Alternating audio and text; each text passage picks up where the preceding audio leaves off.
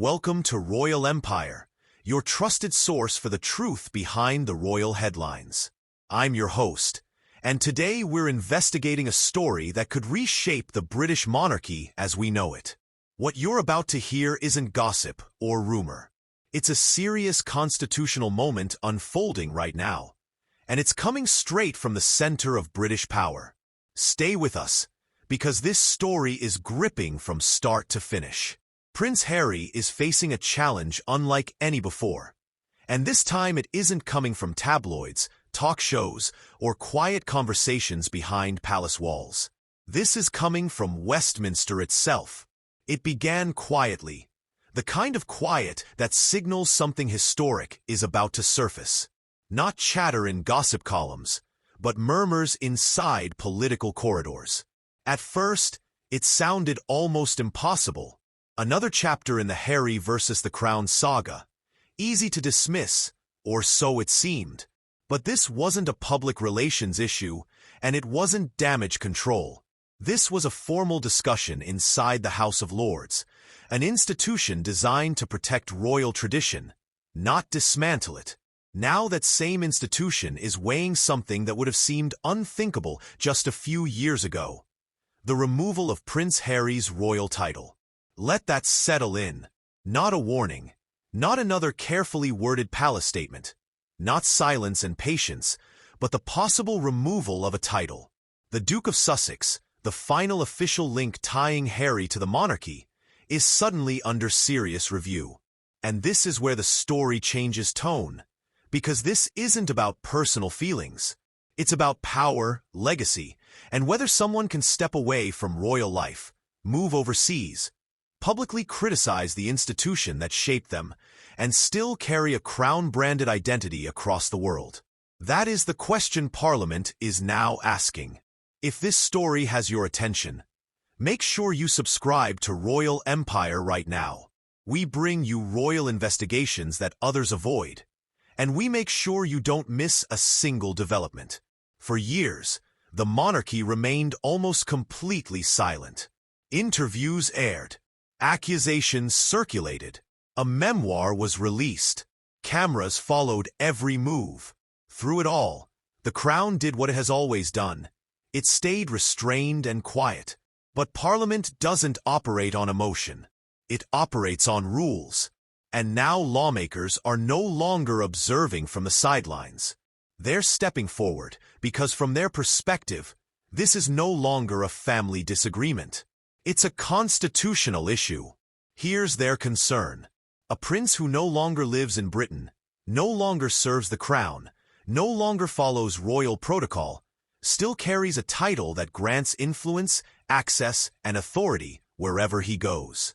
That title opens doors in entertainment, business, and global circles where being simply Harry would not carry the same weight. Remove the title, and the equation changes entirely. Inside Parliament, language is chosen carefully. These are people trained to measure every word. So when phrases like symbolic betrayal begin circulating, they are not used lightly. This doesn't suggest a crime. It signals a breach of trust. The belief is that the institution which provided status, protection, and global recognition was publicly criticized while its benefits were still being used. From Parliament's point of view, that contradiction is the core issue. For years, Harry spoke openly about what he viewed as flaws within the monarchy. He questioned its values and described it as harmful. Yet through all of this, he continued to present himself to the world as the Duke of Sussex. That conflict is what lawmakers are focused on. In Britain, royal titles are not accessories. They symbolize duty, loyalty, and restraint. You cannot distance yourself from the institution while keeping the authority that comes with it. That's why the debate has shifted away from emotion and toward impact. Lawmakers are discussing the effect on public trust, on the meaning of royal titles, and on the integrity of the monarchy itself. In their view, that line was crossed long ago. And then there's the financial dimension, which has only intensified the debate. Harry didn't simply leave royal life behind. He transformed his departure into a global brand. Nearly every major deal that followed carried the same identity: the Duke and Duchess of Sussex. Not private individuals seeking a quiet life, but figures whose royal titles were front and center. Streaming projects, public appearances, books, and media ventures all leaned heavily on that connection. From Parliament's perspective, this raised a serious concern. Working royals are not permitted to profit from their titles. Royal status is meant to serve the public, not generate income. By stepping away from duties while maintaining the branding, lawmakers believe a line was crossed. The fear is larger than one individual. If a royal title becomes a commercial tool, the entire system is weakened. This isn't personal, it's structural. Then came politics, an area where royal neutrality is considered non-negotiable. From birth, every royal is taught the same rule: stay above politics. No public positions, no political alignment, no involvement that could compromise neutrality. The monarchy survives by remaining separate from political debate. Harry, in Parliament's view, broke that tradition repeatedly. The concern isn't about opinions themselves. It's about the title attached to those opinions. When a British duke speaks on political and cultural issues abroad, it creates a constitutional dilemma. Lawmakers began asking why a British royal title was appearing in discussions far outside the country.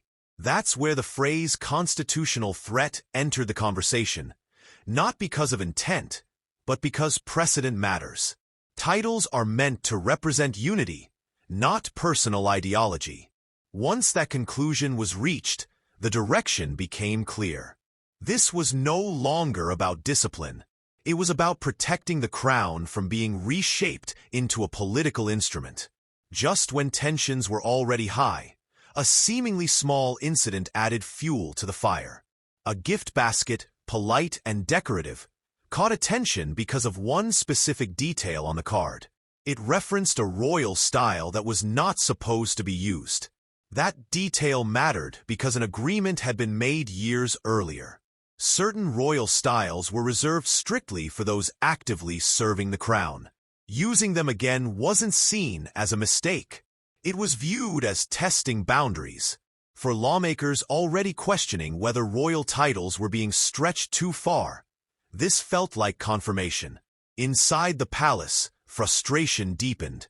This wasn't about manners. It was about who controls the meaning of royal titles, the institution or those who stepped away from it. Public opinion then entered the picture, and it shifted rapidly. Polls showed support dropping sharply. Even those once sympathetic began to feel disconnected. The most striking response came from Sussex itself, the place tied directly to Harry's title. Residents voiced a clear message that he no longer represented them. In Britain, titles are meant to reflect people, places, and responsibility. When that connection breaks, the title loses its foundation. At that point, Parliament wasn't pushing public opinion. It was responding to it. And when political authority aligns with the public mood, change often follows. Throughout all of this, one detail stood out more than any statement: the silence. King Charles did not step forward publicly. There were no emotional appeals, no visible intervention. That silence wasn't accidental. If the king acted directly, it could be seen as personal. If Parliament acted independently, the decision would carry institutional weight. That distinction mattered. Prince William's position was just as telling. There was no public resistance, no attempt to soften the message. For him, this was about preservation, protecting the crown and setting expectations for the future. The message was clear: royal titles are not shields to be used while criticizing the system itself. If the title is removed, it won't happen with spectacle. There will be no dramatic announcement. It will happen quietly, through formal processes, votes, and signatures inside historic halls. That is how institutions operate. When legitimacy is gone, the symbolism fades with it. The title, the mystique, the authority, all disappear, leaving only the individual behind. And this is why the story isn't over. With Prince William preparing for the future, with royal titles under renewed scrutiny, and with Parliament no longer willing to wait, the consequences may still be unfolding. When the Crown decides someone no longer represents it, the final word belongs to the institution. Thank you for listening to this Royal Empire investigation. If you want to stay informed as this historic story develops, subscribe to Royal Empire and turn on notifications. We'll be here every step of the way, bringing you clarity behind the crown. Share this with anyone who wants to understand what's really happening inside the royal world. Until next time, this is Royal Empire, uncovering the stories that shape history.